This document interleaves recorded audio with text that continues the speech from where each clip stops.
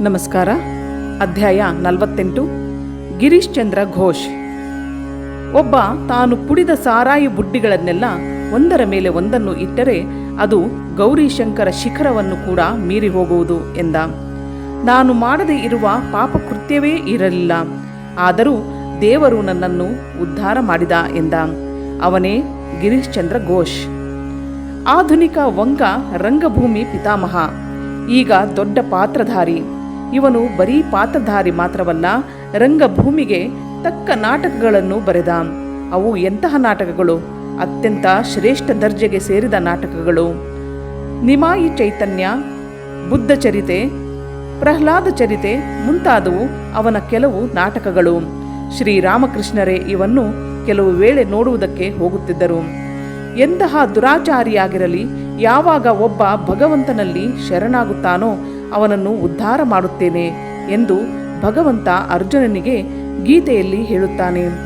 ಇದಕ್ಕೆ ಒಂದು ಜ್ವಾಜ್ವಲ್ಯಮಾನವಾದ ಉದಾಹರಣೆ ನಮಗೆ ಬೇಕಾದರೆ ಗಿರೀಶನ ಜೀವನದಲ್ಲಿ ನೋಡುತ್ತೇವೆ. ನರೇಂದ್ರ ಬರುವುದಕ್ಕೆ ಮುಂಚೆ ಹೇಗೆ ಶ್ರೀರಾಮಕೃಷ್ಣರು ಒಂದು ದೃಶ್ಯವನ್ನು ನೋಡಿದರೋ, ಅವನು ಸಪ್ತ ಋಷಿ ಮಂಡಲದಿಂದ ಧರೆಗೆ ಇಳಿದು ಬಂದವನು ತಮ್ಮ ಕಾರ್ಯವನ್ನು ಮಾಡುವುದಕ್ಕೆ ಎಂಬುದನ್ನು ಹೇಗೆ ಅರಿತರೋ, ಹಾಗೆಯೇ ಗಿರೀಶ ಬರುವುದಕ್ಕೆ ಮುಂಚೆ ಶ್ರೀರಾಮಕೃಷ್ಣರಿಗೆ ದಕ್ಷಿಣೇಶ್ವರದಲ್ಲಿ ಒಂದು ದೃಶ್ಯ ಕಾಣುವುದು. ಒಮ್ಮೆ 8-10 ವರ್ಷದ ಹುಡುಗ, ತಲೆಯ ಕೂದಲೆಲ್ಲ ತಿರಿಕಟ್ಟಿ ಹೋಗಿದೆ, ಬೆತ್ತಲೆ ಇರುವನು, ಕೈಯಲ್ಲಿ ಒಂದು ಸಾರಾಯಿ ಬುಡ್ಡಿ ಇಟ್ಟುಕೊಂಡಿರುವನು. ಅಂತಹ ಹುಡುಗ ಇವರ ಮುಂದೆ ಬಂದು ನಿಂತಂತೆ ಆಯಿತು. ನೀನು ಯಾರು ಎಂದು ಶ್ರೀರಾಮಕೃಷ್ಣರು ಕೇಳಿದರು. ಅದಕ್ಕೆ ಅವನು ಹೇಳಿದನು, ನಾನು ಭೈರವ ಎಂದು. ಏತಕ್ಕೆ ಬಂದೆ ಎಂದರು ಶ್ರೀರಾಮಕೃಷ್ಣರು. ನಿಮ್ಮ ಲೀಲೆಗೆ ಸಹಾಯಕನಾಗಿ ಎಂದು ಉತ್ತರ ಕೊಟ್ಟನು. ಅನಂತರ ಆ ದೃಶ್ಯ ಮಾಯವಾಯಿತು. ಶ್ರೀರಾಮಕೃಷ್ಣರು ಅನಂತರ ಹೇಳುತ್ತಿದ್ದರು, ತಾವು ದೃಶ್ಯದಲ್ಲಿ ಕಂಡ ಭೈರವನೆಂಬ ಹುಡುಗನೇ ಗಿರೀಶಚಂದ್ರ ಎಂದು. ಭಗವಂತ ಎಲ್ಲರನ್ನೂ ಉದ್ಧಾರ ಮಾಡುತ್ತಾನೆ. ಸಮಾಜದ ಕಸದ ಗುಂಡಿಯಲ್ಲಿ ಇದ್ದರೇನು, ಮಾಡಬಾರದ ಪಾತಕಗಳನ್ನು ಮಾಡಿದ್ದರೇನು? ಎಲ್ಲ ಜೀವಿಗಳಿಗೂ ಒಂದು ಹಿಂದಿನ ಬಾಳಿದೆ.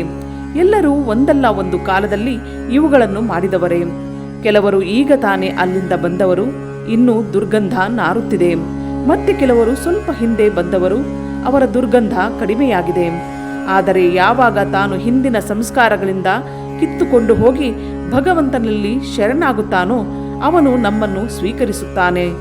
ನೀನು ಹಿಂದೆ ಏನಾಗಿದ್ದೆ ಎಂದು ಕೇಳುವುದಿಲ್ಲ, ಮುಂದೆ ಏನಾಗಬೇಕೆಂದು ಸಂಕಲ್ಪ ಮಾಡಿರುವೆ ಎಂದು ಕೇಳುತ್ತಾನೆ. ನಾನು ನಿನ್ನಲ್ಲಿ ಶರಣಾಗುವುದಕ್ಕೆ ಬಂದಿದ್ದೇನೆ ಎಂದರೆ ಅವನು ನಮ್ಮನ್ನು ಸ್ವೀಕರಿಸುತ್ತಾನೆ. ಅವನ ಕೈಗಳು ಚಾಚಿವೆ ಸದಾ ನಮ್ಮನ್ನು ಸ್ವೀಕರಿಸಲು. ನಾವೇ ಅವನೆಡೆಗೆ ಹೋಗುವುದಕ್ಕೆ ಅಂಜುವವರು, ನಾಚುವವರು, ಅನುಮಾನಿಸುವವರು. ಅವನ ಮುಂದೆ ಹೋಗಿ ನಿಂತರೆ ಅವನು ಬಾಚಿ ತಬ್ಬುತ್ತಾನೆ. ಕಸದಲ್ಲಿ ಆಡಿ ಬಂದಿರುವ ಮಕ್ಕಳು ನಾವು. ತಾಯಿ ನಮ್ಮನ್ನು ಪುನಃ ಕಸದ ಬುಟ್ಟಿಗೆ ಎಸೆಯುವುದಿಲ್ಲ. ನಮ್ಮನ್ನು ಅಪ್ಪುವಳು, ಮುದ್ದಿಸುವಳು, ತೊಳೆಯುವಳು.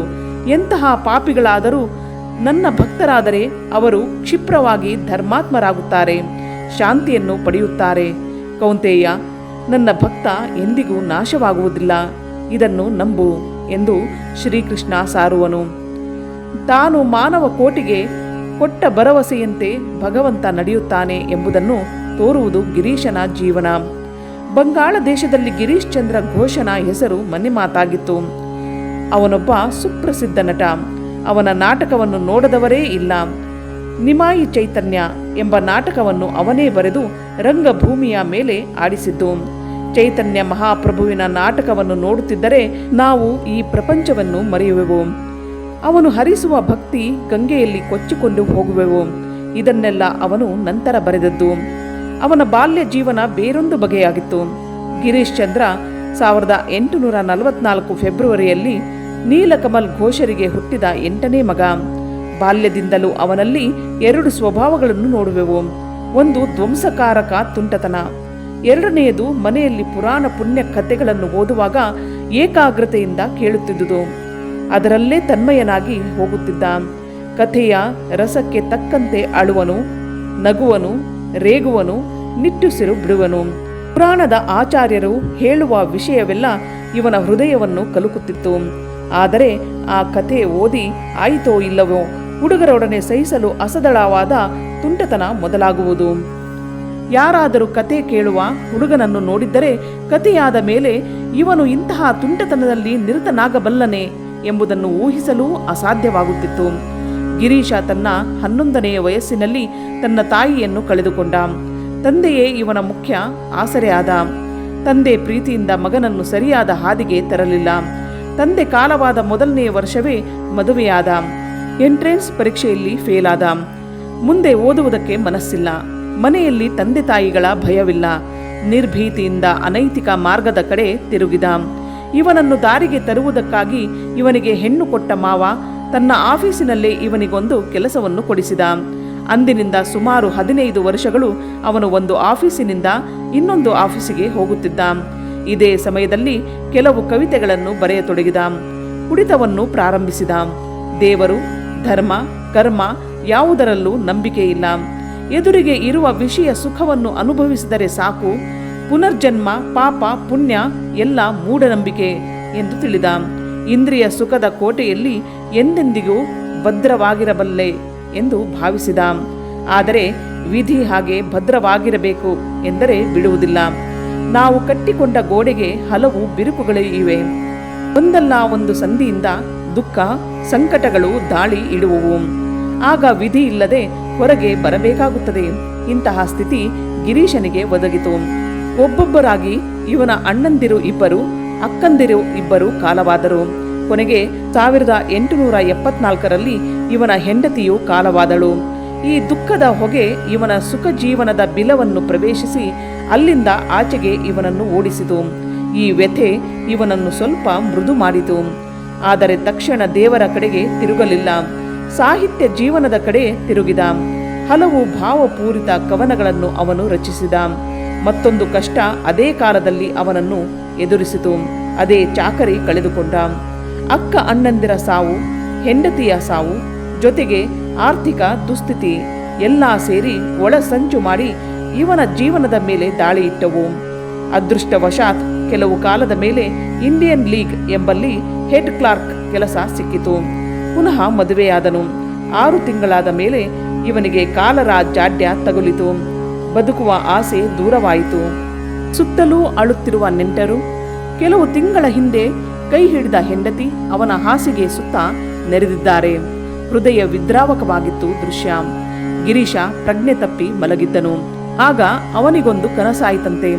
ಆ ಕನಸಿನಲ್ಲಿ ಬಿಳಿ ಬಟ್ಟೆಯನ್ನುಟ್ಟ ದೇವತೆಯಂತೆ ಇದ್ದ ಸ್ತ್ರೀಯೊಬ್ಬಳು ಇವನ ಮುಂದೆ ಬಂದು ನಿಂತು ಇವನನ್ನು ವಿಶ್ವಾಸದಿಂದ, ನೋಡು, ನಿನಗಾಗಿ ಮಹಾಪ್ರಸಾದವನ್ನು ತಂದಿರುವೆನು, ಇದನ್ನು ತೆಗೆದುಕೋ, ಗುಣವಾಗುವೆ ಎಂದಂತೆ ಆಯಿತು. ಅದನ್ನು ಕನಸಿನಲ್ಲೇ ಸ್ವೀಕರಿಸಿದ. ಎದ್ದ ಮೇಲೆ ಇವನು ಗುಣವಾಗುವ ಚಿಹ್ನೆಗಳು ಕಂಡವು. ಗುಣವಾದ ಮೇಲೆ ಹಿಂದಿನ ಜೀವನವನ್ನೇ ಮುಂದುವರಿಸಿದ. ಹೀಗಿರಲು ಮತ್ತೆ ಇನ್ನೊಂದು ಕಷ್ಟಕ್ಕೆ ತುತ್ತಾದ. ಬಾಹ್ಯ ಸಹಾಯದಿಂದ ಪಾರಾಗುವ ಸ್ಥಿತಿ ಇರಲಿಲ್ಲ. ದೇವರು ದಿಂಡರನ್ನು ನಂಬದೆ ತನ್ನ ಸ್ವಪ್ರಯತ್ನದಿಂದ ಕೈಗೆ ಸಿಕ್ಕಿದ ಸುಖವನ್ನು ಮೆಲ್ಲುವ ಹೀನ ಜೀವನ ದೃಷ್ಟಿ ಇದ್ದ ಗಿರೀಶ ದೇವರ ಕಡೆ ತಿರುಗಿದ. ಹತ್ತಿರವಿದ್ದ ತಾರಕೇಶ್ವರನ ಸಮೀಪಕ್ಕೆ ತಮ್ಮ ಕಷ್ಟ ಪರಿಹಾರಕ್ಕೆ ಜನರು ಹೋಗುತ್ತಿದ್ದರು. ಅನೇಕರಿಗೆ ಒಳ್ಳೆಯದಾಗಿದೆ ಎಂದು ಕೇಳಿದ್ದ ಗಿರೀಶ ಅಲ್ಲಿಗೆ ಹೋಗಿ ತನ್ನನ್ನು ಕಷ್ಟದಿಂದ ಪಾರು ಮಾಡು ಎಂದು ಬೇಡಿದ. ಶಿವನ ಕೃಪಾ ದೃಷ್ಟಿ ಇವನ ಮೇಲೆ ಬಿತ್ತು. ಕಷ್ಟದಿಂದ ಪಾರಾದ. ಒಂದಾನೊಂದು ಭಗವತ್ ಶಕ್ತಿ ಈ ಪ್ರಪಂಚವನ್ನು ಆಳುತ್ತಿದೆ. ನಮ್ಮ ಪ್ರಾರ್ಥನೆಗೆ ಅದು ಕಿವಿ ಕೊಡುವುದು ಎಂಬುದು ಅರ್ಥವಾಯಿತು. ದೇವರಿರುವನೇ ಎಂಬ ಸಂದೇಹದಿಂದ ದೂರವಾದ. ಇನ್ನೊಂದು ಅವನ ಜೀವನವನ್ನು ಹಿಂಡತೊಡಗಿತು. ಅದೇ ಹಿಂದೆ ನಡೆಸಿದ ಹೀನ ಜೀವನದ ನೆನಪು. ನಾವು ತಪ್ಪು ಮಾಡುವಾಗ ಅದರ ಪರಿಣಾಮ ನಮಗೆ ಗೊತ್ತಾಗುವುದಿಲ್ಲ. ಶುದ್ಧ ಜೀವನದ ಒಂದು ಕಿರಣ ನಮಗೆ ದೊರೆತರೆ ಆಗ ಹಿಂದೆ ಮಾಡಿದ ತಪ್ಪು ಗೋಚರವಾಗಿ ಅದಕ್ಕಾಗಿ ವ್ಯಥೆ ಪಡುವೆವು. ಗಿರೀಶನಿಗೆ ದೇವರ ಅರಿವಾಯಿತು. ಆದರೆ ಅಂತಹ ದೇವರೆಡೆಗೆ ಕರೆದೊಯ್ಯಲು ಒಬ್ಬ ಮಾರ್ಗದರ್ಶಕ ಬೇಕಾಗಿತ್ತು. ಗಿರೀಶ ಸುಲಭವಾಗಿ ಒಬ್ಬನನ್ನು ಗುರುವೆಂದು ಸ್ವೀಕರಿಸುವವನಲ್ಲ. ಇಂತಹ ಒಂದು ಸ್ಥಿತಿಯಲ್ಲಿದ್ದಾಗಲೇ ಇಂಡಿಯನ್ ಮಿರರ್ ಎಂಬ ಪತ್ರಿಕೆಯಲ್ಲಿ ಕೇಶವ ಚಂದ್ರಸೇನ ಮತ್ತು ಇನ್ನು ಕೆಲವರು ಶ್ರೀರಾಮಕೃಷ್ಣರನ್ನು ನೋಡುವುದಕ್ಕೆ ದಕ್ಷಿಣೇಶ್ವರಕ್ಕೆ ಹೋಗುತ್ತಿದ್ದಾರೆ ಎಂದು ಓದಿದ. ಸರಿ, ಇನ್ನೇನು ಕೆಲಸ ಈ ಬ್ರಹ್ಮ ಸಮಾಜದವರಿಗೆ? ದೇವರು ನಿರಾಕಾರ ಎಂದದ್ದಾಯಿತು. ಈಗ ಅವನನ್ನು ತಾಯಿ, ಹರಿ ಎಂದು ಹೇಳುವುದಕ್ಕೆ ಆರಂಭಿಸಿದ್ದಾರೆ. ಇನ್ನು ಮೇಲೆ ಅವರು ಒಬ್ಬ ಪರಮಹಂಸರನ್ನು ಪಟ್ಟಿಗೆ ಸೇರಿಸಬಹುದು ಎಂದು ಭಾವಿಸಿದ. ಒಂದು ದಿನ ಅವನ ಮನೆ ಹತ್ತಿರ ಇದ್ದ ಪ್ರಖ್ಯಾತ ವಕೀಲನಾದ ದೀನನಾಥ ಬಸು ಎಂಬುವರ ಮನೆಗೆ ಶ್ರೀರಾಮಕೃಷ್ಣರು ಬರುತ್ತಾರೆ ಎಂಬುದನ್ನು ಕೇಳಿದ. ಕುತೂಹಲದಿಂದ ಪ್ರೇರಿತವನಾಗಿ ಅಂದಿನ ಸಂಜೆ ಅವರನ್ನು ನೋಡಲು ಹೊರಟ. ಸಂಜೆ ಬಸು ಮನೆಯಲ್ಲಿ ಆಗಲೇ ದೀಪ ಹಚ್ಚಿತ್ತು. ಶ್ರೀರಾಮಕೃಷ್ಣರು ಭಾವದಲ್ಲೇ ಗಾಡಿಯಿಂದ ಇಳಿದರು. ಅವರಿಗೆ ಆಗ ಬಾಹ್ಯ ಪ್ರಪಂಚದ ಅರಿವೇ ಇರಲಿಲ್ಲ. ಏನು, ಆಗಲೇ ಸಂಜೆಯಾಯಿತೆ ಎಂದು ಮಹೇಂದ್ರನನ್ನು ಕೇಳಿದರು. ಗಿರೀಶ ನೋಡಿದ. ಎದುರಿಗೆ ದೀಪ ಉರಿಯುತ್ತಿದೆ. ಏನು, ಆಗಲೇ ಸಂಜೆಯಾಯಿತೆ ಎಂದು ಕೇಳುವರಲ್ಲ, ಸಾಕು ಈ ಟಕ್ಕುತನ ಎಂದು ರೇಗಿ ಹಿಂತಿರುಗಿ ಬಂದ. ಕೆಲವು ಕಾಲದ ಮೇಲೆ ಶ್ರೀರಾಮಕೃಷ್ಣರು ಕಲ್ಕತ್ತೆಯಲ್ಲಿ ಬಲರಾಮ ಬೋಸನ ಮನೆಗೆ ಒಂದು ದಿನ ಬಂದರು. ಯಾರೋ ಅವರ ಮನೆಯಿಂದ ಬಂದು ಗಿರೀಶನಿಗೆ ಅಲ್ಲಿಗೆ ಬರಬೇಕೆಂದು ಕರೆದರು. ಅಲ್ಲಿಗೆ ಹೋದಾಗ ಶ್ರೀರಾಮಕೃಷ್ಣರಿದ್ದ ಕೋಣೆಯ ತುಂಬ ಜನ ನೆರೆದಿದ್ದರು. ಶ್ರೀರಾಮಕೃಷ್ಣರು ಭಕ್ತರೊಡನೆ ಮಾತನಾಡುತ್ತಿದ್ದರು. ಕೆಲವು ವೇಳೆ ಕಥೆಗಳನ್ನು ಹೇಳಿ ನಗಿಸುತ್ತಿದ್ದರು. ಗಿರೀಶ ಭಾವಿಸಿದ್ದ, ಪರಮಹಂಸ ಎಂದರೆ ಯಾರೋ ಮೌನವಾಗಿ ಇರುವ ಸಾಧುಗಳಾಗಿರಬೇಕು ಎಂದು. ಆದರೆ ಈ ಪರಮಹಂಸರು ಮಗುವಿನಂತೆ ಮಾತನಾಡುತ್ತಿರುವರು. ಅದನ್ನು ಕೇಳಿದ. ಅವರು ಹೇಳಿದ ವಿಷಯಗಳು ಮನಸ್ಸಿಗೆ ಸ್ವಲ್ಪ ನಾಟಿತು. ಅಷ್ಟು ಹೊತ್ತಿಗೆ ಅಮೃತ ಬಜಾರ್ ಪತ್ರಿಕೆಯ ಸಂಪಾದಕರಾದ ಬಾಬು ಶಿಶಿರ್ ಕುಮಾರ್ ಘೋಷ್ ಎಂಬುವರು ಅಲ್ಲಿಂದ ಎದ್ದು ಹೋದರು. ಹೋಗುವಾಗ ಗಿರೀಶನಿಗೂ ಬರುವಂತೆ ಹೇಳಿದರು. ಅವನು ಹೋಗುವುದಕ್ಕೆ ಮನಸ್ಸು ಇಲ್ಲದೇ ಇದ್ದರೂ ಎದ್ದು ಹೋದನು. ಕೆಲವು ದಿನಗಳಾದವು. ಒಂದು ಸಲ ಸ್ಟಾರ್ ಥಿಯೇಟರಿನಲ್ಲಿ ಚೈತನ್ಯ ಲೀಲಾ ಎಂಬ ನಾಟಕ ಆಗುತ್ತಿತ್ತು. ಇದನ್ನು ಬರೆದವರು ಗಿರೀಶ. ಈಗ ಸ್ಟಾರ್ ಥಿಯೇಟರ್ ಅವನಿಗೆ ಸೇರಿದೆ. ಸಂಜೆ ನಾಟಕ ಆರಂಭವಾಗುವುದಕ್ಕೆ ಮುಂಚೆ ಗಿರೀಶ ನಾಟಕ ಮಂದಿರದೊಳಗೆ ತಿರುಗಾಡುತ್ತಿದ್ದ. ಆಗ ಭಕ್ತರೊಬ್ಬರು ಬಂದು, ಶ್ರೀರಾಮಕೃಷ್ಣರು ನಿನ್ನ ನಾಟಕ ನೋಡುವುದಕ್ಕೆ ಬಂದಿದ್ದಾರೆ, ಅವರನ್ನು ಹಾಗೆಯೇ ಬಿಡುತ್ತೀಯೋ, ಟಿಕೆಟು ತೆಗೆದುಕೊಳ್ಳಬೇಕೋ ಎಂದು ಕೇಳಿದರು. ಆಗ ಗಿರೀಶ, ಅವರನ್ನು ಬೇಕಾದರೆ ಬಿಟ್ಟು ಬಿಡುತ್ತೇನೆ, ಆದರೆ ಉಳಿದವರು ಟಿಕೆಟನ್ನು ತೆಗೆದುಕೊಳ್ಳಬೇಕು ಎಂದ. ಹೊರಗೆ ಶ್ರೀರಾಮಕೃಷ್ಣರನ್ನು ಬರಮಾಡಿಕೊಳ್ಳುವುದಕ್ಕೆ ಹೋದ. ಶ್ರೀರಾಮಕೃಷ್ಣರೇ ಮೊದಲು ಅವನಿಗೆ ಕೈ ಮುಗಿದರು. ಅನಂತರ ಗಿರೀಶ ಕೈ ಮುಗಿದ. ಶ್ರೀರಾಮಕೃಷ್ಣರು ಪುನಃ ಕೈ ಮುಗಿದರು. ಹೀಗೆ ಕೈ ಮುಗಿಯುತ್ತಿದ್ದರೆ ಇದಕ್ಕೆ ಒಂದು ಕೊನೆಯೇ ಇಲ್ಲ ಎಂದು ಗಿರೀಶ ನಿಲ್ಲಿಸಿದ. ಶ್ರೀರಾಮಕೃಷ್ಣರನ್ನು ಒಂದು ಬಾಕ್ಸ್ ಸೀಟಿನಲ್ಲಿ ಕುಳ್ಳೆರಿಸಿ ಒಬ್ಬನಿಗೆ ಅವರಿಗೆ ಗಾಳಿ ಹಾಕುವುದಕ್ಕೆ ಹೇಳಿ ಇವನು ಮನೆಗೆ ಹೋದನು.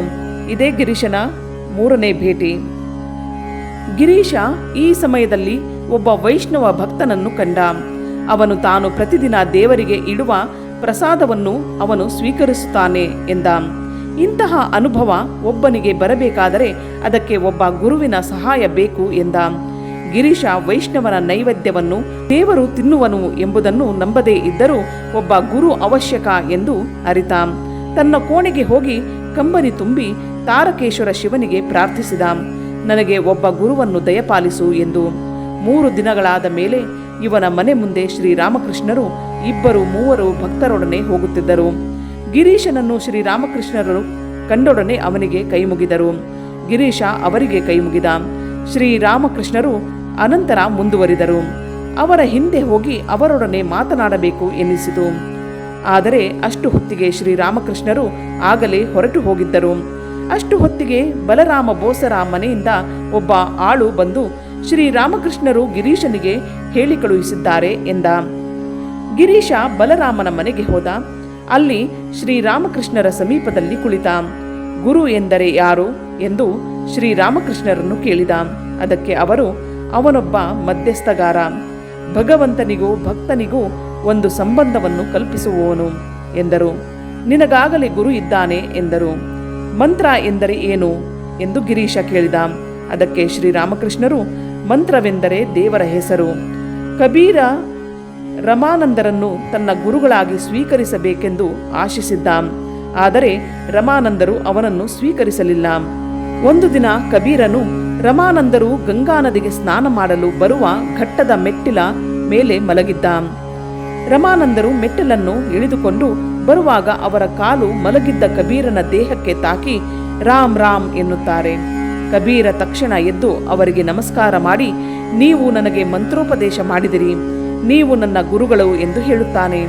ಅನಂತರ ಕಬೀರ ರಾಮ ಮಂತ್ರದ ಸಹಾಯದಿಂದ ಮುಕ್ತನಾಗುತ್ತಾನೆ ಎಂದರು. ಶ್ರೀರಾಮಕೃಷ್ಣ, ನಿನ್ನ ಥಿಯೇಟರಿಗೆ ನಾನು ಇನ್ನೊಮ್ಮೆ ಬರಬೇಕೆಂದಿದ್ದೇನೆ. ಗಿರೀಶ, ಆಗಲಿ, ನೀವು ಯಾವತ್ತಾದರೂ ಬನ್ನಿ.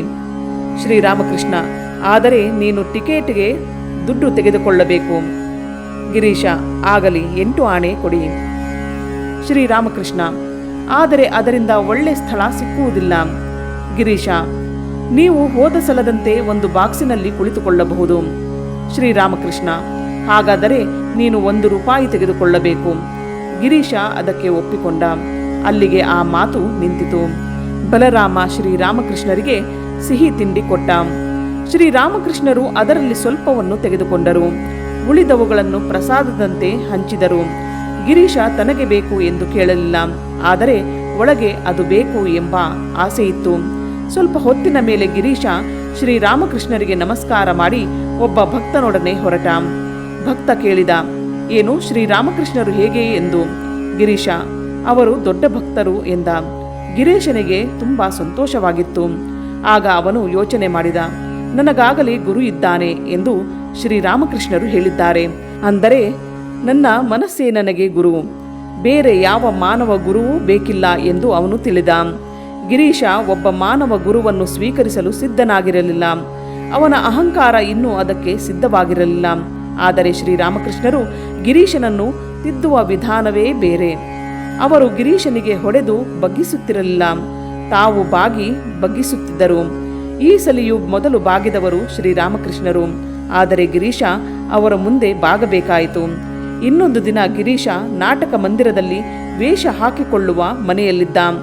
ದೇವೇಂದ್ರನಾಥ ಬಂದು ಶ್ರೀರಾಮಕೃಷ್ಣರು ನಾಟಕ ನೋಡುವುದಕ್ಕೆ ಬಂದಿದ್ದಾರೆ ಎಂದ.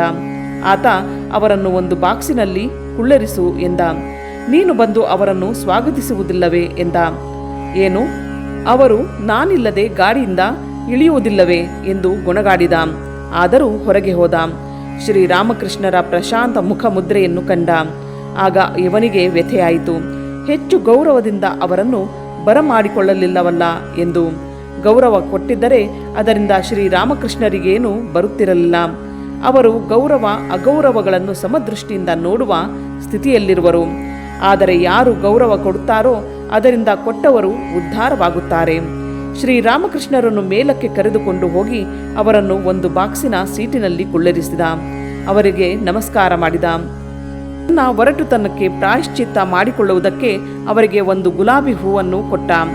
ಆದರೆ ಶ್ರೀರಾಮಕೃಷ್ಣರು ಅದನ್ನು ಇವನಿಗೆ ಹಿಂತಿರುಗಿಸಿ ಕೊಟ್ಟು, ಹೂವು ದೇವರಿಗೆ ಇಲ್ಲವೇ ಬಾಬುಗಳಿಗೆ, ನಾನು 2 ಅಲ್ಲ, ನನಗೇಕೆ ಹೂವು ಎಂದರು.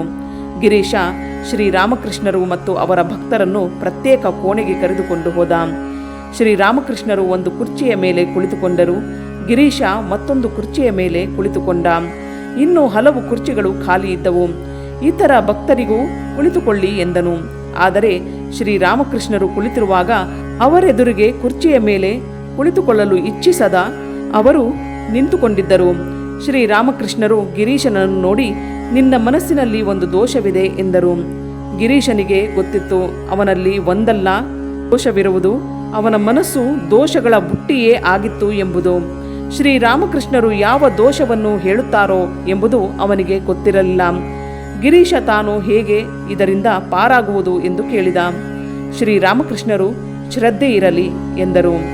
ಕೆಲವು ದಿನಗಳಾದ ಮೇಲೆ ಗಿರೀಶ ಥಿಯೇಟರಿನಲ್ಲಿದ್ದಾಗ ಶ್ರೀರಾಮಕೃಷ್ಣರು ಅಂದಿನ ಸಾಯಂಕಾಲ ರಾಮಚಂದ್ರನ ಮನೆಗೆ ಬರುತ್ತಾರೆ ಎಂದು ಬರೆದಿದ್ದ ಒಂದು ಚೀಟಿ ಬಂತು. ಅಲ್ಲಿಗೆ ಹೋಗಬೇಕು, ಅವರನ್ನು ನೋಡಬೇಕು ಎನಿಸಿತು. ಆದರೆ ಯಾರೂ ಅವನಿಗೆ ಬನ್ನಿ ಎಂದು ಹೇಳಿರಲಿಲ್ಲ. ಆಮಂತ್ರಣವಿಲ್ಲದೆ ಹೋಗುವುದು ಸರಿಯೇ ಎಂದು ಅನುಮಾನಿಸಿದ. ಮನಸ್ಸಿನಲ್ಲಿ ತುಂಬ ಚರ್ಚಿಸಿದ ಮೇಲೆ ಅಂತಹ ಮಹಾಪುರುಷನನ್ನು ನೋಡುವುದಕ್ಕೆ ಸಂಪ್ರದಾಯವನ್ನು ಏಕೆ ಅನುಸರಿಸಬೇಕು ಎಂದು ರಾಮಚಂದ್ರ ದತ್ತನ ಮನೆಗೆ ಹೋದ. ಗಿರೀಶ ಅವನ ಮನೆಗೆ ಹೋದಾಗ ಸಂಜೆಯಾಗಿತ್ತು. ಶ್ರೀರಾಮಕೃಷ್ಣರು ಕೀರ್ತನೆ ಮಾಡುತ್ತಾ ನರ್ತಿಸುತ್ತಿದ್ದರು. ಅಂತಹ ಭಕ್ತಿ ಮತ್ತು ಭಾವವನ್ನು ಶ್ರೀರಾಮಕೃಷ್ಣರಲ್ಲಿ ನೋಡುತ್ತಿದ್ದಾಗ ಗಿರೀಶನ ಕಣ್ಣುಗಳಲ್ಲಿ ನೀರು ಬಂತು. ನರ್ತಿಸುತ್ತಿದ್ದ ಹಾಗೆಯೇ ಶ್ರೀರಾಮಕೃಷ್ಣರು ಸಮಾಧಿಗೆ ಹೋದರು. ಭಕ್ತರು ಅವರ ಪಾದಧೂಳಿಯನ್ನು ತೆಗೆದುಕೊಂಡರು. ಗಿರೀಶನಿಗೆ ಮನಸ್ಸಿನಲ್ಲಿ ತಾನು ಹೀಗೆ ಮಾಡಬೇಕೆಂದು ಇದ್ದರೂ ಅಹಂಕಾರಕ್ಕೆ ಒಳಗಾಗಿ ಶ್ರೀರಾಮಕೃಷ್ಣರಿಗೆ ನಮಸ್ಕಾರ ಮಾಡಲಿಲ್ಲ. ತಾನು ಇದನ್ನೆಲ್ಲ ಮಾಡಿದರೆ ಜನ ತನ್ನನ್ನು ಹಾಸ್ಯ ಮಾಡಿಯಾರು ಎಂದು ಅವನು ಭಾವಿಸಿದ್ದ. ಶ್ರೀರಾಮಕೃಷ್ಣರು ಪ್ರಕೃತಿಸ್ಥರಾದ ಮೇಲೆ ಗಿರೀಶನನ್ನು ನೋಡಿದರು. ಅವನ ಮುಂದೆ ಬಂದು ನಿಂತು ಪುನಃ ಸಮಾಧಿಮಗ್ನರಾದರು. ಕೀರ್ತನೆ ನರ್ತನವೆಲ್ಲ ಮುಗಿದ ಮೇಲೆ ಶ್ರೀರಾಮಕೃಷ್ಣರು ಒಳಗಿನ ಕೋಣೆಗೆ ಹೋದರು. ಗಿರೀಶನು ಅವರ ಹಿಂದೆ ಹೋದ. ಮಹಾಶಯರೇ, ನನ್ನ ಮನಸ್ಸಿನ ವಕ್ರತೆ ಎಂದಾದರೂ ನೇರವಾಗುವುದೇ ಎಂದು ಕೇಳಿದ. ಹೌದು, ನೇರವಾಗುವುದು ಎಂದು ಹೇಳಿದರು. ಗಿರೀಶ ತೃಪ್ತನಾಗಲಿಲ್ಲ. ಪುನಃ 2 ವೇಳೆ ಅದೇ ಪ್ರಶ್ನೆಯನ್ನು ಕೇಳಿದ. ಶ್ರೀರಾಮಕೃಷ್ಣರು ಅದೇ ಉತ್ತರವನ್ನು ಕೊಟ್ಟರು. ಅಲ್ಲಿದ್ದವರಲ್ಲಿ ಮನಮೋಹನ ಮಿತ್ರ ಎಂಬುವನು, ಅಯ್ಯ, ಅವರಾಗಲೇ ನಿಮ್ಮ ಉತ್ತರವನ್ನು ಕೊಟ್ಟಿದ್ದಾರೆ, ಏತಕ್ಕೆ ಸುಮ್ಮನೆ ಅವರನ್ನು ಪೀಡಿಸುತ್ತೀಯಾ ಎಂದನು. ಗಿರೀಶ ತನ್ನಲ್ಲಿ ಯೋಚಿಸಿದ. ಹೌದು, ಮನಮೋಹನ ಹೇಳಿದ್ದು ಸರಿಯೇ. ಒಬ್ಬ 1 ಸಲ ಒಂದು ಮಾತನ್ನು ನಂಬದೇ ಹೋದರೆ 100 ಸಲ ಕೇಳಿದರೂ ನಂಬಿಕೆ ಬರುವುದಿಲ್ಲ ಎಂದುಕೊಂಡ. ಕೆಲವು ದಿನಗಳಾದ ಮೇಲೆ ಗಿರೀಶ 1 ಸಲ ದಕ್ಷಿಣೇಶ್ವರಕ್ಕೆ ಬಂದ. ಶ್ರೀರಾಮಕೃಷ್ಣರು ತಮ್ಮ ಕೋಣೆಯ ದಕ್ಷಿಣ ದಿಕ್ಕಿನಲ್ಲಿ ಒಂದು ಕಂಬಳಿಯ ಮೇಲೆ ಕುಳಿತುಕೊಂಡು ಭವನಾಥನೊಡನೆ ಮಾತನಾಡುತ್ತಿದ್ದರು. ಗಿರೀಶ ಮನಸ್ಸಿನಲ್ಲೇ ಗುರುವೇ ಬ್ರಹ್ಮ, ಗುರುವೇ ವಿಷ್ಣು, ಗುರುವೇ ಮಹೇಶ್ವರ ಎಂದು ಹೇಳಿಕೊಂಡು ಅವರಿಗೆ ನಮಸ್ಕಾರ ಮಾಡಿದ. ಶ್ರೀರಾಮಕೃಷ್ಣರು ಕುಳಿತುಕೊಳ್ಳುವುದಕ್ಕೆ ಹೇಳಿದರು. ಈಗ ತಾನೇ ನಿನ್ನ ವಿಷಯ ಭವನಾಥನ ಹತ್ತಿರ ಮಾತನಾಡುತ್ತಿದ್ದೆ, ಬೇಕಾದರೆ ಇವನನ್ನೇ ಕೇಳು ಎಂದರು. ಶ್ರೀರಾಮಕೃಷ್ಣರು ಗಿರೀಶನಿಗೆ ಕೆಲವು ಬೋಧನೆಗಳನ್ನು ಹೇಳಲು ಉಪಕ್ರಮಿಸಿದರು. ಆದರೆ ಗಿರೀಶ ಹೇಳಿದ, ಬೋಧನೆ ಗೀಧನೆಯಿಂದ ನನಗೇನು ಪ್ರಯೋಜನವಾಗುವುದಿಲ್ಲ. ನಾನೇ ಅಂತಹ ಎಷ್ಟೋ ಬೋಧನೆಗಳನ್ನು ಬರೆದಿದ್ದೇನೆ. ನಿಮಗೆ ಸಾಧ್ಯವಾದರೆ ನನಗೆ ಏನಾದರೂ ಅನುಭವ ಕೊಟ್ಟು ತಿದ್ದಬೇಕಾಗಿದೆ ಎಂದು. ಶ್ರೀರಾಮಕೃಷ್ಣರು ಇದನ್ನು ಕೇಳಿದಾಗ ಅವನ ಒರಟುತನಕ್ಕೆ ಕೋಪಿಸಿಕೊಳ್ಳಲಿಲ್ಲ. ತನ್ನ ಒಳಗೆ ಇರುವುದನ್ನೇ ಹೊರಗೆ ಹೇಳಿದ. ಇವನಲ್ಲಿ ಮುಚ್ಚುಮರೆಯಿಲ್ಲ ಎಂದು ಮೆಚ್ಚಿಕೊಂಡರು. ಶ್ರೀರಾಮಕೃಷ್ಣರು ರಾಮಲಾಲನಿಗೆ ಒಂದು ಸಂಸ್ಕೃತ ಶ್ಲೋಕವನ್ನು ಹೇಳು ಎಂದರು. ಅವನು ಅದನ್ನು ಹೇಳಿದ. ಅದರ ಅರ್ಥ, ಒಬ್ಬ ಒಂದು ನಿರ್ಜನ ಅರಣ್ಯದಲ್ಲಿರಲಿ ಅಥವಾ ಗುಹೆಯಲ್ಲಿ ಇರಲಿ, ಶ್ರದ್ಧೆ ಇಲ್ಲದೆ ಇದ್ದರೆ ಏನೂ ಲಭಿಸುವುದಿಲ್ಲ ಎಂದಿತ್ತು. ಗಿರೀಶ ಅದನ್ನು ಕೇಳಿದ. ಇದು ಅವನ ಹೃದಯಕ್ಕೆ ತಾಕಿತು. ಇವನಿಗೆ ಬೋಧನೆಯೆಲ್ಲ ಬೇಕಾಗಿದ್ದು, ಅಜೀರ್ಣವಾಗುವಷ್ಟು ಬೋಧನೆ ಇವನಿಗೆ ಗೊತ್ತಿತ್ತು. ಇವನಲ್ಲಿ ಇದ್ದ ಅಭಾವ ಶ್ರದ್ಧೆ. ಗಿರೀಶ ಭಕ್ತಿಯಿಂದ ಶ್ರೀರಾಮಕೃಷ್ಣರಿಗೆ ಬಾಗಿದ. ಕಳವಳ ಮತ್ತು ಅನುಮಾನದ ಮೋಡಗಳು ಇವನಿಂದ ಚದುರಿದವು. ಮನಸ್ಸು ಸ್ವಲ್ಪ ಕಾಲ ಶಾಂತವಾಯಿತು. ಇಂತಹ ಸ್ಥಿತಿಯನ್ನು ಗಿರೀಶ ಅನುಭವಿಸಿದ್ದು ಬಹಳ ಅಪರೂಪ. ಗಿರೀಶ ಕೇಳಿದ ಅನುಭವವನ್ನು ಶ್ರೀರಾಮಕೃಷ್ಣರು ಕೊಟ್ಟಿದ್ದರು. ಗಿರೀಶ ತಾನೇ ಯೋಚಿಸಿದ. ತನ್ನಂತಹ ಪಟಿಂಗನನ್ನು ಬೈಯದೆ ಹೆದರಿಸದೆ ಶ್ರೀರಾಮಕೃಷ್ಣರು ಹೇಗೆ ದಾರಿಗೆ ತಂದರು ಎಂದು. ಅವನ ಮನಸ್ಸು ನಿರ್ಭೀತವಾಯಿತು, ಶಾಂತಿಯಿಂದ ತುಂಬಿತು. ನೀವು ಯಾರು ಮಹಾಶಯರೇ ಎಂದು ಶ್ರೀರಾಮಕೃಷ್ಣರನ್ನು ಕೇಳಿದ. ಅದಕ್ಕೆ ಅವರು, ಕೆಲವರು ನನ್ನನ್ನು ರಾಮಪ್ರಸಾದ ಎನ್ನುತ್ತಾರೆ, ಇನ್ನು ಕೆಲವರು ರಾಜ ರಾಮಕೃಷ್ಣ ಎನ್ನುತ್ತಾರೆ, ನಾನು ಇಲ್ಲಿ ಇದ್ದೇನೆ ಎಂದರು. ಗಿರೀಶ ಅವರಿಗೆ ಅಡ್ಡಬಿದ್ದು ಕೋಣೆಯಿಂದ ಹೊರಗೆ ಹೋದ. ಹೋಗುವಾಗ ಶ್ರೀರಾಮಕೃಷ್ಣರು ಅವನ ಜೊತೆಯಲ್ಲಿ ಹೊರಗೆ ಬಂದರು. ಗಿರೀಶ, ನಾನೀಗ ನಿಮ್ಮ ದರ್ಶನವನ್ನು ಪಡೆದೆ, ಮಧ್ಯೆ ಮಧ್ಯೆ ಬಂದು ಅದನ್ನು ಪಡೆಯಲೇ ಎಂದು ಕೇಳಿದ. ಆಗಲಿ, ಅದಕ್ಕೇನು, ಮಧ್ಯೆ ಮಧ್ಯೆ ಬರುತ್ತಿರು ಎಂದರು ಶ್ರೀರಾಮಕೃಷ್ಣರು. ಗಿರೀಶ ಕಾಲಕ್ರಮೇಣ ಶ್ರೀರಾಮಕೃಷ್ಣರ ನಿಷ್ಠಾವಂತ ಭಕ್ತನಾದ.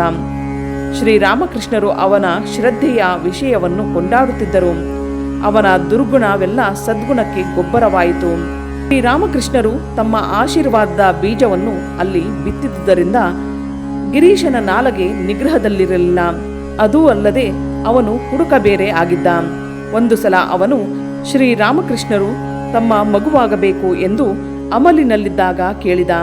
ಅದಕ್ಕೆ ಶ್ರೀರಾಮಕೃಷ್ಣರು, ನಾನೇಕೆ ನಿನ್ನ ಮಗು ಆಗಬೇಕು, ನಾನು ನಿನ್ನ ಗುರು ಆಗುತ್ತೇನೆ ಎಂದರು. ಇದನ್ನು ಕೇಳಿ ಗಿರೀಶ ಏನೇನೋ ಅವರನ್ನು ಬೈದು ಮನೆಗೆ ಹೋದ. ಸ್ವಲ್ಪ ಹೊತ್ತಿನ ಮೇಲೆ ರಾಮಚಂದ್ರ ದತ್ತ ಶ್ರೀರಾಮಕೃಷ್ಣರನ್ನು ನೋಡಲು ಬಂದ. ನೋಡು, ಗಿರೀಶ ನಿಷ್ಕಾರಣವಾಗಿ ನನ್ನನ್ನು ಏನೇನೋ ಬೈದು ಹೋದ ಎಂದು ಅವನಿಗೆ ಹೇಳಿದರು. ರಾಮಚಂದ್ರ, ನೀವು ಅದನ್ನು ಸಹಿಸಬೇಕಾಗಿದೆ. ಶ್ರೀರಾಮಕೃಷ್ಣ, ಅವನು ಯಾವತ್ತಾದರೂ ನನ್ನನ್ನು ಹಿಡಿದುಕೊಂಡು ಹೊಡೆದರೆ? ರಾಮಚಂದ್ರ, ಹೌದು, ನೀವು ಅದನ್ನೂ ಸಹಿಸಬೇಕಾಗುವುದು. ಅವನು ತನ್ನಲ್ಲಿರುವುದನ್ನು ಮಾತ್ರ ಕೊಡಬಲ್ಲ ತಾನೆ. ಕೃಷ್ಣ ಕಾಳಿಂಗನನ್ನು ತುಳಿಯುತ್ತಿದ್ದಾಗ ಅದು ತನ್ನಲ್ಲಿರುವ ವಿಷವನ್ನು ಮಾತ್ರ ಕಾರಿತು. ಅದರಂತೆಯೇ ಗಿರೀಶ, ನೀವಲ್ಲದೆ ಇನ್ನು ಯಾರು ಇದನ್ನು ಸಹಿಸುವುದಕ್ಕೆ ಸಾಧ್ಯ? ಶ್ರೀರಾಮಕೃಷ್ಣರು ಈ ಮಾತನ್ನು ಕೇಳಿದಾಗ ಗಿರೀಶನ ಮೇಲೆ ತುಂಬಾ ಕನಿಕರ ಬಂತು. ತಕ್ಷಣವೇ ಒಂದು ಗಾಡಿಯನ್ನು ತಾ, ನಾನು ಈಗಲೇ ಹೋಗಿ ಗಿರೀಶನನ್ನು ನೋಡುತ್ತೇನೆ ಎಂದರು. ಈಗ ಬೇಡಿ, ತುಂಬಾ ಬಿಸಿಲು, ಅನಂತರ ಹೋದರೆ ಆಯಿತು ಎಂದು ಭಕ್ತರು ಹೇಳಿದರೂ ಕೇಳಲಿಲ್ಲ. ಆ ಉರಿ ಬಿಸಿಲಿನಲ್ಲಿ ದಕ್ಷಿಣೇಶ್ವರದಿಂದ ಹಲವು ಮೈಲಿಗಳ ದೂರದಲ್ಲಿರುವ ಗಿರೀಶನ ಮನೆಗೆ ಹೋದರು. ಅಷ್ಟು ಹೊತ್ತಿಗೆ ಗಿರೀಶನ ಅಮಲು ಇಳಿದಿತ್ತು. ಆದರೆ ಮತ್ತಿನಲ್ಲಿದ್ದಾಗ ಎಂತಹ ಬೈಗಳಿಂದ ಶ್ರೀರಾಮಕೃಷ್ಣರನ್ನು ನೋಯಿಸಿದೆ ಎಂದು ಪಶ್ಚಾತ್ತಾಪ ಪಡುತ್ತಿದ್ದ. ಇಂತಹ ದೇವಮಾನವನನ್ನು ಹೂವಿನಿಂದ ಪೂಜಿಸುವ ಬದಲು ನಿಂದೆಯ ಮುಳ್ಳಿನಿಂದ ಹೊಡೆದನಲ್ಲ ಎಂದು ಅಳುತ್ತಿದ್ದ. ಶ್ರೀರಾಮಕೃಷ್ಣರು ಅವನ ಮೈದಡವಿ ಸಮಾಧಾನ ಮಾಡಿದರು. ಸಂಜೆಯ ತನಕ ಅವನ ಮನೆಯಲ್ಲಿದ್ದು ದಕ್ಷಿಣೇಶ್ವರಕ್ಕೆ ಹಿಂತಿರುಗಿದರು. ಗಿರೀಶ ಶ್ರೀರಾಮಕೃಷ್ಣರ ಈ ವರ್ತನೆಯನ್ನು ಕಂಡು ಅವರ ದಾಸಾನುದಾಸನಾದ. ಅವರು ಬೀಸಿದ ಪ್ರೀತಿ ಮತ್ತು ಅನುಕಂಪೆಯ ಬಲೆಯಿಂದ ಇನ್ನು ಅವನು ತಪ್ಪಿಸಿಕೊಂಡು ಹೋಗುವುದಕ್ಕೆ ಆಗಲಿಲ್ಲ. ಒಂದು ದಿನ ಭಕ್ತನೊಬ್ಬ, ಗಿರೀಶ ತುಂಬಾ ಕುಡಿಯುತ್ತಾನೆ, ನೀವು ಸ್ವಲ್ಪ ಅವನಿಗೆ ಹೇಳಿ ಕುಡಿಯುವುದನ್ನು ಬಿಡಿಸಿ ಎಂದ. ಅದಕ್ಕೆ ಶ್ರೀರಾಮಕೃಷ್ಣರು, ಅದನ್ನು ಕುರಿತು ಏತಕ್ಕೆ ಅಷ್ಟೊಂದು ಚಿಂತೆ ಮಾಡುತ್ತೀಯೇ? ಯಾರಲ್ಲಿ ಅವನು ಶರಣಾಗಿರುವನೋ ಅವರು ಅವನ ಜವಾಬ್ದಾರಿಯನ್ನು ತೆಗೆದುಕೊಂಡಿದ್ದಾರೆ. ಗಿರೀಶ ವೀರಭಕ್ತರ ಗುಂಪಿಗೆ ಸೇರಿದವನು, ಕುಡಿತ ಅವನಿಗೆ ಏನೂ ಮಾಡಲಾರದು ಎಂದರು. ಶ್ರೀರಾಮಕೃಷ್ಣರಿಗೆ ಗೊತ್ತಿತ್ತು, ಹಲವಾರು ವರ್ಷಗಳಿಂದ ಬಂದ ಅಭ್ಯಾಸವನ್ನು ಒಂದು ದಿನದಲ್ಲಿ ಬದಲಾಯಿಸಲು ಆಗುವುದಿಲ್ಲ ಎಂಬುದು. ಕ್ರಮೇಣ ಅವನ ಮೇಲೆ ತಮ್ಮ ಪ್ರಭಾವವನ್ನು ಬೀರಿ ಅದನ್ನು ತಗ್ಗಿಸಿದರು. ಗಿರೀಶನ ಮನಸ್ಸಿನಲ್ಲಿ ತಾನು ಕುಡಿಯುವುದು ತಪ್ಪು, ಅದರಿಂದ ಪಾರಾಗಬೇಕು ಎಂಬ ಹೋರಾಟವಾಗುತ್ತಿತ್ತು. ಸ್ವಲ್ಪ ಕಾಲ ಅದನ್ನು ಸಂಪೂರ್ಣ ಬಿಟ್ಟಿದ್ದ. ಒಂದು ದಿನ ರೋಗಗ್ರಸ್ತಳಾದ ಒಬ್ಬ ನಟಿಯನ್ನು ನೋಡಲು ಹೋದ. ಅಲ್ಲಿ ಅವರು ಕೊಟ್ಟ ಮದ್ಯವನ್ನು ಸೇವಿಸಿ ರಾತ್ರಿ ಅವಳ ಮನೆಯಲ್ಲೇ ಉಳಿದ. ಇಂತಹ ಸ್ಥಳದಲ್ಲಿ ಮಲಗಿದ್ದು ಇದೇ ಪ್ರಥಮ. ಬೆಳಿಗ್ಗೆ ಎದ್ದ ಮೇಲೆ ತನ್ನ ಕಾರ್ಯಕ್ಕೆ ತಾನೇ ನಾಚಿ ಪಶ್ಚಾತ್ತಾಪದಿಂದ ದಕ್ಷಿಣೇಶ್ವರದ ಕಡೆ ಹೊರಟ. ಹೋಗುವಾಗ ಒಂದು ಸಾರಾಯಿ ಬುಡ್ಡಿಯನ್ನು ಕೈಯಲ್ಲೇ ತೆಗೆದುಕೊಂಡು ಹೋದ. ಶ್ರೀರಾಮಕೃಷ್ಣರ ಪಾದಗಳ ಮೇಲೆ ಬಿದ್ದು ಅತ್ತ. ಗಾಡಿ ಹೋಗುವಾಗ ಶ್ರೀರಾಮಕೃಷ್ಣರು ಒಬ್ಬನಿಗೆ ಹೇಳಿ, ಗಾಡಿಯಲ್ಲಿರುವುದನ್ನೆಲ್ಲ ತೆಗೆದು ಒಳಗೆ ಇಡು ಎಂದು ಹೇಳಿದರು. ಸ್ವಲ್ಪ ಹೊತ್ತಾದ ಮೇಲೆ ಗಿರೀಶನಿಗೆ ಮತ್ತೊಮ್ಮೆ ಕುಡಿಯಬೇಕು ಎನಿಸಿತು. ಆದರೆ ಯಾವ ಗಾಡಿಯಲ್ಲಿ ಸಾರಾಯಿ ಬುಡ್ಡಿಗಳನ್ನು ಇಟ್ಟಿದ್ದನೋ ಅದು ಹೊರಟು ಹೋಗಿತ್ತು. ಇವನ ಮಾನಸಿಕ ಅಲ್ಲೋಲ ಕಲ್ಲೋಲವನ್ನು ಗಮನಿಸಿದ ಶ್ರೀರಾಮಕೃಷ್ಣರು ಅವನ ಮುಂದೆ ಆ ಮದ್ಯದ ಬಾಟಲನ್ನು ಇಟ್ಟರು. ಮನದಣಿಯ ಕುಡಿ ಎಂದು ಹೇಳಿದರು. ಗಿರೀಶ ಎಲ್ಲರೆದುರಿಗೆ ನಾಚಿಕೆ ಇಲ್ಲದೆ ಕುಡಿದ. ಆಗ ಶ್ರೀರಾಮಕೃಷ್ಣರು ಹೇಳಿದರು, ನೀನು ಹೇಗಿದ್ದರೂ ಕುಡಿಯುತ್ತೀಯೇ, ಇನ್ನು ಮೇಲೆ ಕುಡಿಯುವುದಕ್ಕೆ ಮುಂಚೆ ಅದನ್ನು ದೇವಿಗೆ ಅರ್ಪಣೆ ಮಾಡಿ ಕುಡಿ ಎಂದರು. ಪಾಯಸ ಪರಮಾನ್ನವಾದರೆ ದೇವರಿಗೆ ಅರ್ಪಿಸಬಹುದು, ಈ ಹಾಳು ವಸ್ತುವನ್ನು ಅವನಿಗೆ ಹೇಗೆ ಕೊಡುವುದು? ಅವನೇನು ಕುಡಿಯುತ್ತಾನೆಯೇ ಎಂದು ಕೇಳಿದ. ಶ್ರೀರಾಮಕೃಷ್ಣರು ಹಾಸ್ಯವಾಗಿಯೇ ಉತ್ತರ ಕೊಟ್ಟರು, ಹೌದು, ಚೆನ್ನಾಗಿ ಕುಡಿದು ಅಮಲೇರಿರುವಾಗಲೇ ಇಂತಹ ಪ್ರಪಂಚವನ್ನು ಅವನು ಸೃಷ್ಟಿಸಿರಬೇಕು ಎಂದು. ಗಿರೀಶ ನಿರುತ್ತರನಾದ. ನಾವು ಕುಡಿಯುವ ವಸ್ತುವಿನ ಹಿಂದೆ ಯಾವಾಗ ಭಗವಂತನ ಭಾವನೆ ಬರುವುದೋ ಆಗ ಕ್ರಮೇಣ ಕುಡಿತದ ಆಕರ್ಷಣೆ ತಗ್ಗಿ ಮನಸ್ಸು ಭಗವಂತನ ಕಡೆ ಹೋಗುವುದು.